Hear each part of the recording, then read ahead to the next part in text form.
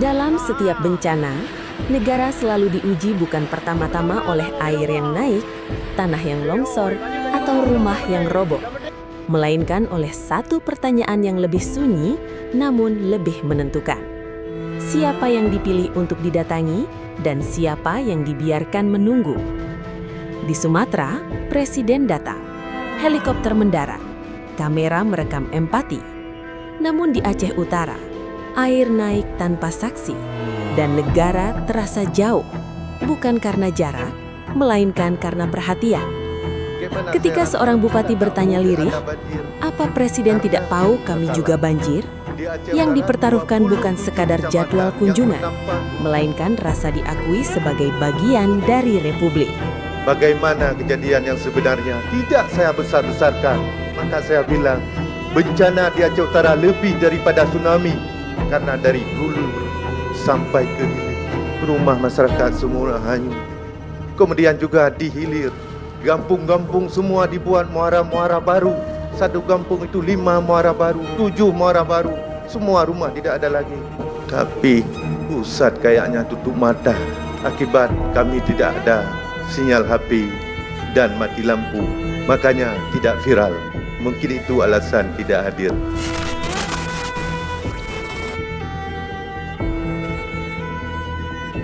Kamis pagi, 1 Januari 2026, Presiden Prabowo Subianto melanjutkan peninjauan bencana banjir dan longsor di Sumatera. Dari helipad PTPN Batang Toru, Tapanuli Selatan, ia menaiki helikopter Caracal TNI AU, sebuah simbol klasik negara dalam krisis. Datang dari udara, cepat, tegas, terlihat.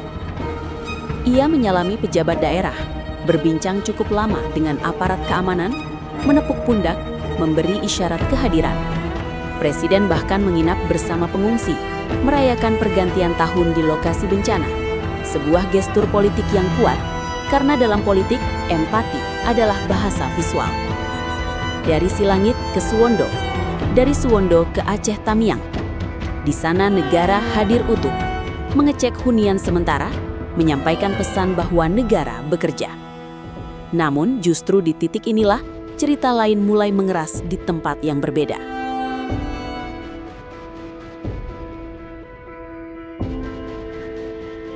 Aceh Utara tidak kekurangan kehancuran. Yang ia kekurangan adalah panggung, tempat di mana penderitaan diakui, disaksikan, dan direspon sebagai krisis nasional. Dari 27 kecamatan, sebanyak 25 terdampak langsung.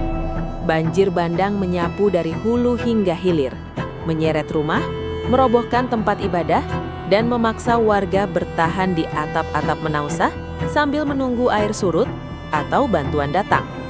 Namun di tengah skala kehancuran itu, tidak ada helikopter presiden yang berputar di langit Aceh Utara. Tidak ada kunjungan simbolik yang menandai kehadiran negara. Tidak ada rekaman nasional yang memastikan tragedi ini masuk ke dalam ingatan publik Indonesia. Yang hadir justru keheningan. Dan keheningan dalam politik jarang bersifat netral. Bupati Aceh Utara, Ismail Ajalil, Aiwa, akhirnya berbicara bukan di tengah lumpur dan puing, melainkan di ruang rapat yang kering dan berlampu terang. Bukan karena di sanalah tragedi terjadi, melainkan karena hanya di sanalah suara itu masih mungkin didengar.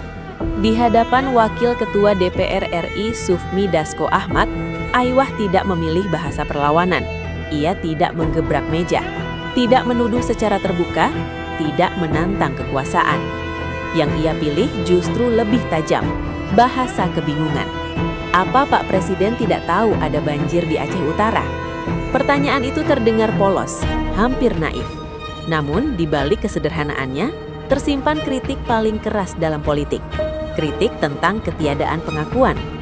Sebab pertanyaan itu bukan benar-benar soal pengetahuan Presiden, melainkan soal posisi Aceh Utara dalam hierarki perhatian negara. Apakah penderitaan mereka cukup besar untuk didatangi atau cukup sunyi untuk dilewati? Dalam peta kekuasaan, yang tidak dikunjungi seringkali dibaca sebagai yang tidak diprioritaskan. Dan bagi Aceh Utara, ketiadaan panggung itu terasa sama menyakitkannya dengan banjir yang menyapu rumah mereka.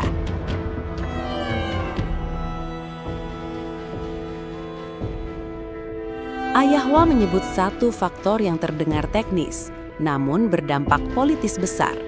Sinyal mati, internet terputus, listrik padam, komunikasi lumpuh, tidak ada video warga, tidak ada siaran langsung, tidak ada ledakan empati digital. Dalam lanskap politik hari ini, bencana yang tidak viral seringkali menjadi bencana yang tidak mendesak. Seorang analis politik nasional membaca situasi ini sebagai ketimpangan visibilitas negara. Negara, katanya, cenderung hadir lebih cepat di tempat yang mudah dilihat, mudah dijangkau, dan mudah dikomunikasikan ke publik nasional. Aceh Utara tenggelam 2 kali, oleh banjir bandang dan oleh ketiadaan atensi.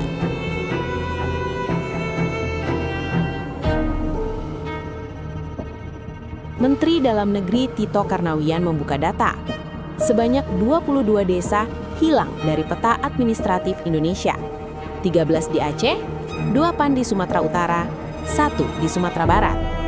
Lebih jauh lagi, 1.580 kantor desa rusak dan lumpuh, dan lebih dari 800 diantaranya berada di Aceh Utara dan Aceh Tamiang.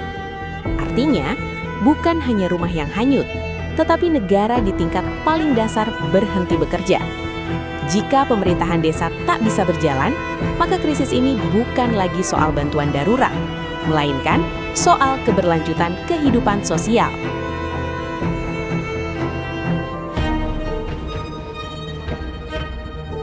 Ketika Ayahwa menyebut bahwa bencana kali ini lebih parah daripada tsunami Aceh 2004, reaksi spontan segera muncul dari berbagai arah. Terlalu emosional, berlebihan, provokatif. Sebuah pernyataan yang dianggap melampaui batas kepantasan sejarah. Tsunami 2004 adalah trauma nasional, bahkan trauma global. Ia dilindungi oleh ingatan kolektif, oleh ritual peringatan, dan oleh statusnya sebagai tragedi yang tak boleh dibandingkan. Namun, Ayahwa tidak sedang menantang sejarah. Ia sedang mengganggu kenyamanan elit yang terbiasa mengukur bencana dengan simbol besar dan angka spektakuler. Jika dibaca lebih dalam, yang ia bandingkan bukan jumlah korban, bukan pula skala internasional, melainkan pola kehancuran dan pengalaman warga. Tsunami menghantam wilayah pesisir, cepat, dahsyat, dan selesai dalam hitungan jam. Banjir bandang kali ini bergerak pelan namun menyapu luas, menggilas Aceh Utara dari hulu hingga hilir, memutus jalan, meruntuhkan desa, dan mengisolasi masyarakat berhari-hari tanpa listrik, tanpa sinyal, tanpa suara. Seorang pengamat kebencanaan menyebutnya sebagai bencana senyap, bencana yang tidak meledak di layar televisi, tidak menjadi narasi global, namun perlahan melumpuhkan kehidupan sehari-hari dalam skala yang jauh lebih luas. Dan justru karena ia senyap, bencana ini menjadi politis. Sebab dalam sistem kekuasaan modern, tragedi yang tidak disaksikan seringkali tidak dihitung sepenuhnya. Bencana yang tidak viral mudah dianggap lokal, mudah diperkecil, dan mudah ditunda penanganannya.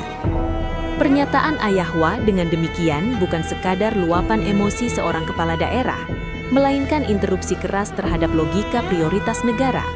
Sebuah upaya memaksa pusat untuk melihat apa yang selama ini luput dari pandangan.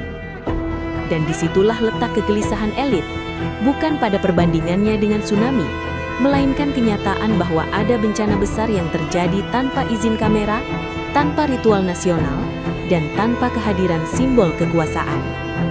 Bencana yang minim saksi hampir selalu menjadi bencana yang minim prioritas.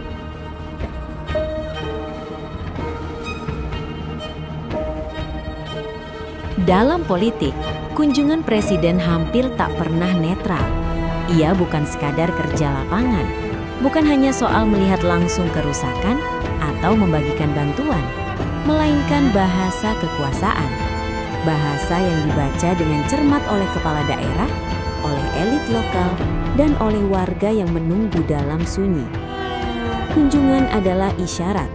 Ia menandai siapa yang diprioritaskan, siapa yang dianggap mendesak, dan siapa yang harus bersabar lebih lama.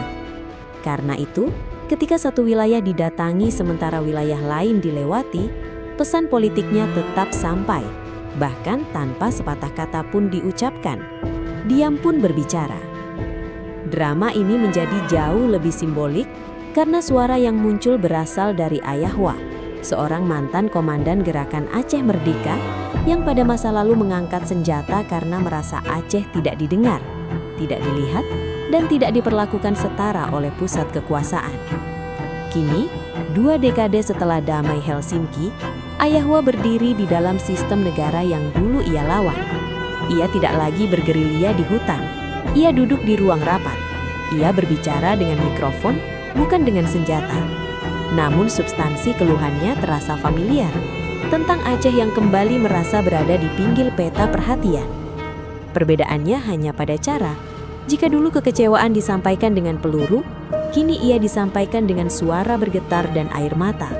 Sebuah transformasi politik yang seharusnya dibaca sebagai kemajuan demokrasi, bukan ancaman. Seorang analis politik Aceh melihat ironi ini dengan getir.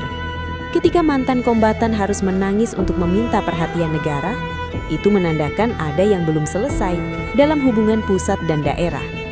Sejarah memang jarang berulang dalam bentuk yang sama, tetapi ia sering datang kembali dalam pola, dalam nada, dalam rasa yang sulit dijelaskan, namun mudah dikenali. Dan dalam polemik bencana Aceh Utara, rima sejarah itu terdengar kembali. Pelan, namun cukup keras untuk mengganggu ketenangan kekuasaan.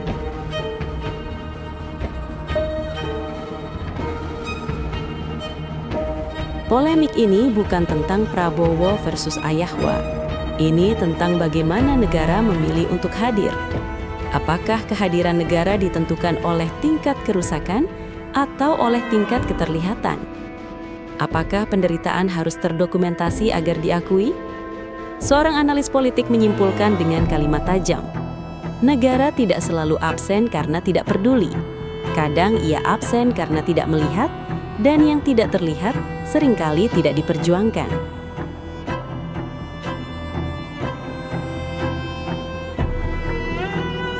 Aceh Utara hari ini bukan hanya daerah terdampak bencana. Ia adalah cermin tentang bagaimana kekuasaan bekerja di tengah krisis.